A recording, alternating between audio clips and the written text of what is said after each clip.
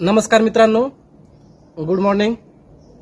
सांगायला अत्यंत आनंद होतोय की काल IPL ची मॅच होती, राजस्थान रॉयल विरुद्ध पंजाब किंग, आणि त्यामध्ये मला ती मॅच मी लावली होती।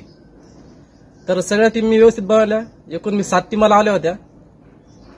तर मॅच चालू झाली, मी टीमा वगैरे लावल्या आणि मी झोपून गेलो। तर सकाळी बघितलं आणि ड्रीम 11चं ॲप ओपन केलं, तर बघून खूप आनंद झाला मला की माझ्या अकाउंटला, ड्रीम 11च्या अकाउंटला मी आकडे मोजायला चालू केले तर एकूण किती झिरो होते हे पण मला लवकर कळलं नाही। तर बघितलं तर ते एकूण 1 करोड रुपये होते। तर एवढा खुश झालो मी, लय खुश झालो। मग मला वाटलं समजा आता मी तर जिंकलो पैसे, पण दुसऱ्याला पण काहीतरी त्याचा फायदा झाला पाहिजे। तर त्यामुळे मी तुम्हाला सांगतो की तुम्ही ड्रीम 11 मध्ये टीम लावताना तुम्ही कशी टीम लावायची हे तुम्हाला मी सांगणार आहे। तर सगळ्यात महत्वाचं की समजा काल मी जयस्वालला कॅप्टन केलं होतं आणि संजू सॅमसनला व्हाईस कॅप्टन केलं होतं, आणि दोन्ही प्लेयर इतके खेळले की दुसऱ्या प्लेयर किती खेळले याची मला आवश्यकताच पडली नाही, आणि या दोघांच्या खेळीमुळे मी प्राइज जिंकलेलं आहे।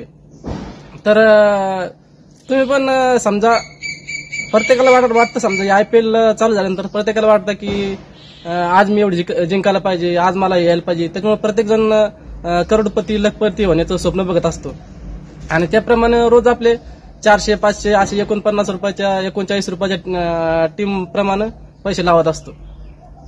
तर मला पण ते माझं पण स्वप्न होतं की मी पण लखपती किंवा करोडपती व्हावं म्हणून। तर ह्याच हिशोबाने मी टीम लावली होती। तर फायनली ते स्वप्न माझं पूर्ण झालं। तर विषय असा झाला की मी Rajasthan Royal versus Punjab King या मॅच मध्ये टीम लावली आणि झोपून गेलो।